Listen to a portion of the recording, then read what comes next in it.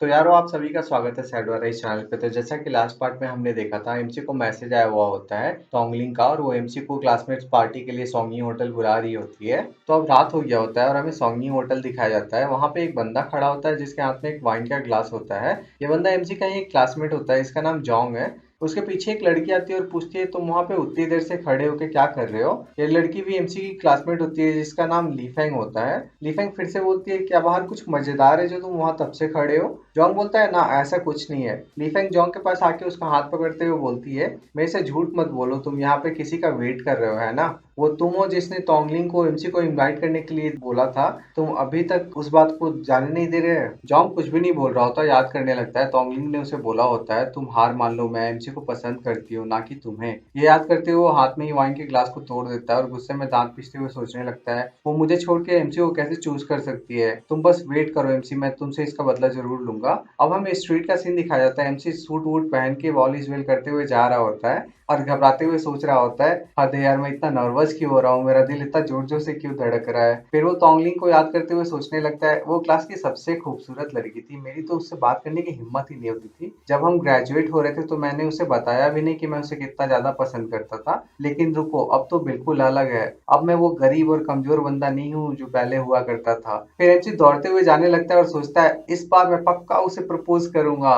तभी एमसी के सामने से एक लड़की निकल के भागते हुए आ रही होती है। एमसी वहीं रुक जाता है। वो लड़की आते हुए जोर से एमसी से टकरा जाती है। एमसी का मुंह से खून निकल गया होता है और लड़की पूछती है क्या तुम ठीक हो। एमसी बोलता है हाँ मैं ठीक हूँ, और पूछता है तुम तोंगलिंग हो ना। तोंगलिंग से बातें बोलती है तुम एमसी हो ना। एमसी लाल होते हुए बोलता है हाँ, और सोचने लगता है ये तो पहले से भी बहुत ज्यादा खूबसूरत हो गई है। तोंगलिंग बोलती है मैं तो तुम्हें पहचान नहीं पाई, तुम कैसे हो, क्या चल रहा है, कैसा चल रहा है। एमसी बोलता है सच्ची में तुम पहचान नहीं पाई, वैसे तुम आज बहुत प्यारी लग रही हो, और हाँ मैं अच्छा हूँ, सब कुछ सही चल रहा है। तोंगलिंग हंसने लगती है। एमसी पूछता है क्या हुआ, तुम हंसने क्यों लगी। तोंगलिंग बोलती है कुछ नहीं, बस मैं याद कर रही थी कि हम फर्स्ट टाइम कैसे मिले थे। एमसी याद करने लगता है कि जब फर्स्ट टाइम वो मेरे से मिली थी तब भी ऐसा ही टकराई थी। और फिर वो याद करते हुए करने लगता है ओ उसने अभी भी याद रखा हुआ है। एमसी बोलता है हाँ मुझे याद है, तुम्हारा लंच बॉक्स गिर गया था उस टाइम। एमसी सीरियस सा होते होता है मुझे तुमसे कुछ कहना है। तोंगलिंग शर्माते होती है हाँ बोलो।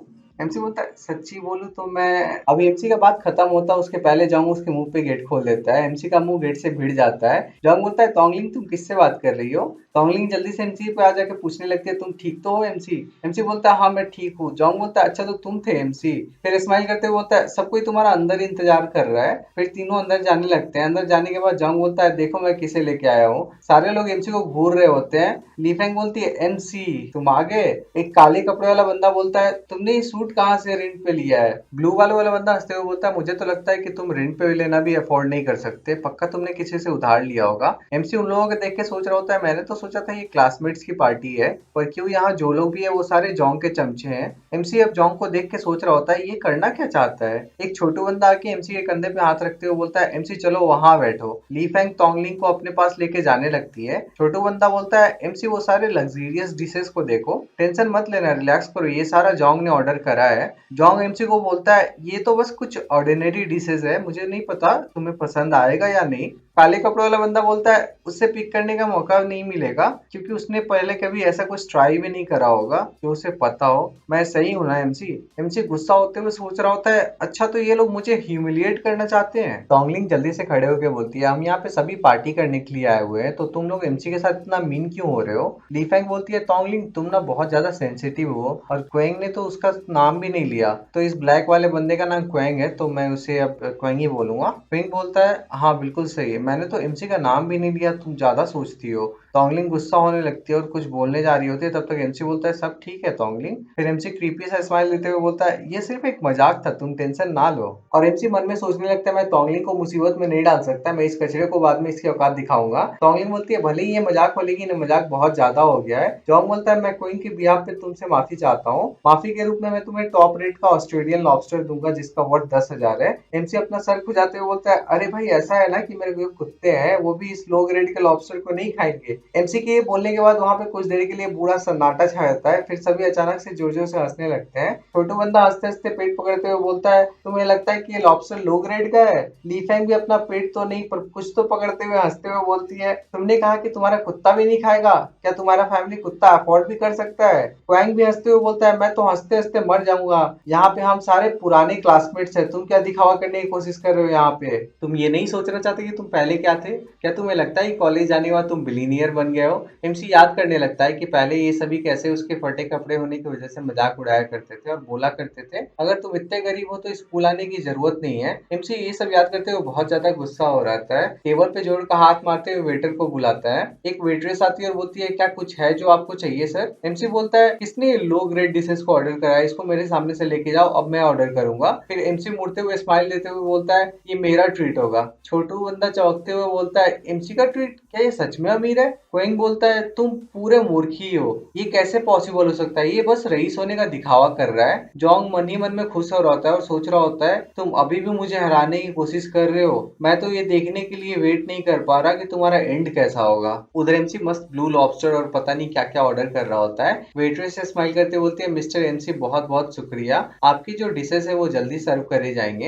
एमसी बोलता है, ठीक है जाओ लेके आओ। टोंगलिंग बोलती है, रुको रुको एक मिनट एमसी, मेरे पास कुछ है जो मैं तुम्हें बताना चाहती हूँ। फिर वो एमसी को लेकर बाहर के साइड आ जाती है और गुस्से करते हुए बोलती है, तुम सोच क्या रहे थे, तुम्हारे लिए भी पैसा कमाना इतना आसान नहीं होगा, गुस्से में आके अपना जितना भी सेविंग्स है उसको खर्चना सही नहीं है। एमसी घबराते हुए बोलता है, नहीं टोंगलिंग, तुम्हें कुछ गलत फहमी हुई है, मैं एक्चुअल में अभी उसका बात खत्म होता उससे पहले टोंगलिंग बोलती है, एमसी प्लीज ये मत करो प्लीज, मुझे पता है तुम खुद को प्रूव करना चाहते हो, लेकिन तुम हो, किसी भी प्रूफ की जरूरत नहीं है इसमें। यार सच्ची में टोंगलिंग बहुत प्यारी है, दिल ले गई। एमसी भी उसका बात सुन के पूरा खो गया होता है और सोचने लगता है, छोड़ो, मैं टोंगलिंग को चिंता में नहीं देख सकता, इस बारी मैं जोंग को छोड़ देता हूँ। एमसी बोलता है, ठीक है, तुमने जो बोला है मैं वही करूंगा। टोंगलिंग खुश होते हुए बोलती है, अच्छा है, चलो वापस चलते हैं। वापस आके एमसी बोलता है, गाइज मैं तो बस मजाक कर रहा था रीऑर्डर करने को लेके। टोंगलिंग भी बोलती है, हाँ एमसी बस मजाक कर रहा था। छोटू बोलता है, हाँ हमें पता है, अमीर होने का दिखावा मत करो। किंग बोलता है, हाँ तो हमें पता है तुम कौन हो, तुम क्या कहते हो जोंग? ये बोल के वो जोंग की तरफ देखता है। जोंग पूरा गुस्से में होता है उन लोगों को साथ में देख के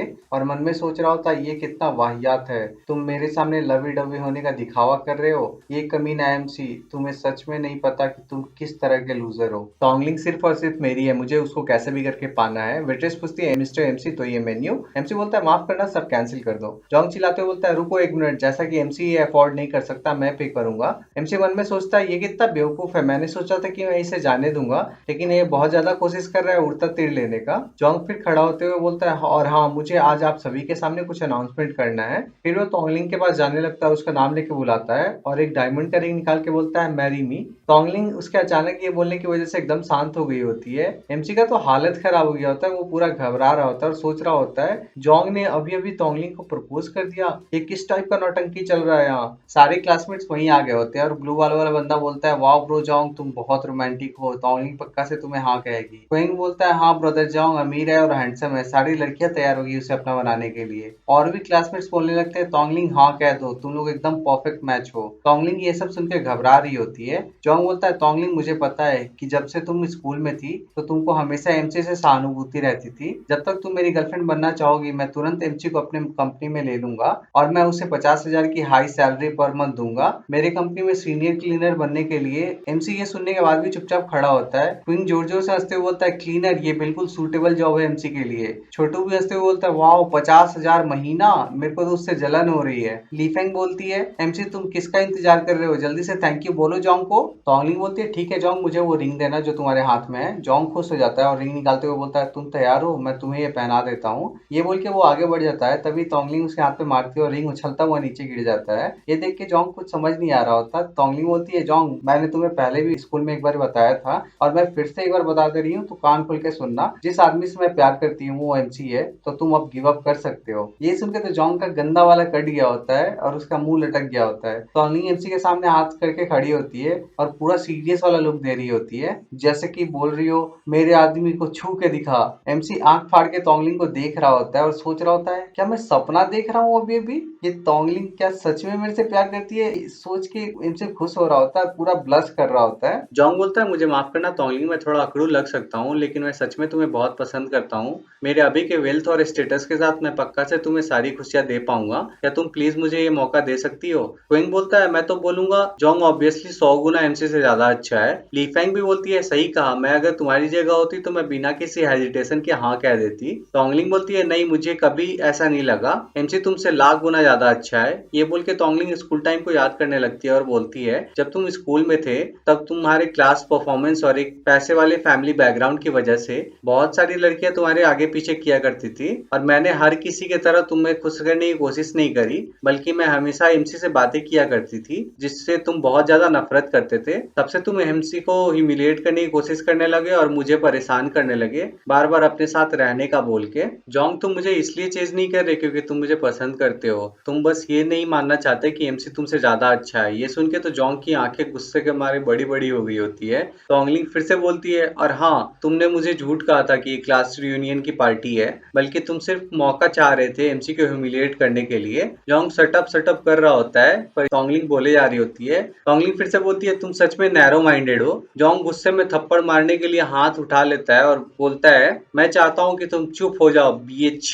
तभी उसका हाथ को एमसी को जोर से पकड़ लेता है। एमसी टोंगलिंग के आगे गया होता है और जोंग के हाथ को पकड़ के जोर से दबा रहा होता है और इविल सा लुक देते हुए होता है कोशिश कर टोंगलिंग को छूने की, तेरा हाथ को बाजू से अलग ना कर दूं तो मेरा नाम एमसी नहीं। जोंग घबराते हुए सोच रहा होता है बहुत ज्यादा दर्द हो रहा है, ये बंदा कब से इतना ज्यादा स्ट्रांग हो गया। तभी कोई गेट को लात मारते हुए खोल देता है। इन दोनों का ध्यान उस तरफ जाता है। ये गेट पे लात मारने वाला कोई और नहीं ली होता है। यारो तुम सभी को याद होगा ली फर्स्ट पार्ट से, जिस बंदे का फुर्सत से एमसी ने बैंड बजाया होता है। तो ली अंदर आते हुए बोलता है अरे वो कौन बेवकूफ है जिसने वास्तव में मेरे रूम को लेने की हिम्मत करी है। वेट्रेस घबराते हुए बोलती है यंग मास्टर ली आप सच में अंदर नहीं जा सकते, अंदर अभी दूसरे गेस्ट हैं। ली चिल्लाते हुए बोलता है चुप हो जा, क्या तुम्हें नहीं पता कि ये मेरा फेवरेट रूम है। जोंग फट से अपना हाथ मलते हुए ली के सामने आ जाता है और बोलता है अरे ये तो मिस्टर ली है, आपका यहाँ आना कैसे हुआ? ली उसको देख के बोलता है तू है कौन, क्या मैं तुझे जानता हूँ? जोंग बोलता है अरे ये मैं हूँ जोंग, मुझे एक बार ही आपके फादर के साथ खाना खाने का सौभाग्य मिला था। ली बोलता है अच्छा तो तुम वही हो जिसमें मेरे पापा इन्वेस्ट करना चाहते हैं, चलो जल्दी करो और अपने लोगों को लेके यहाँ से निकल जाओ, मुझे रूम चाहिए। जोंग बोलता है अच्छा पर मैं अपने क्लासमेट के साथ पार्टी कर रहा हूँ।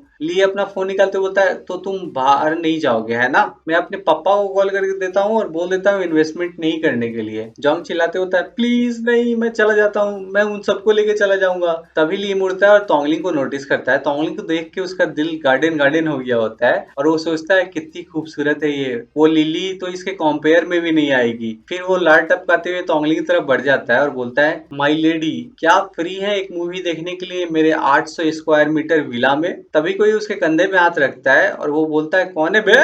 और फिर मुड़ता है और देखता है और उसको देख के उसकी आंखें बड़ी बड़ी हो गई होती है। तो इसी से पता चलता है कौन किसने हाथ रखा होगा। एमसी ने ही हाथ रखा होता है। एमसी एक इविल सा स्माइल लेते हुए बोलता है ली तियांग तुम एक टफ गाई हो है ना।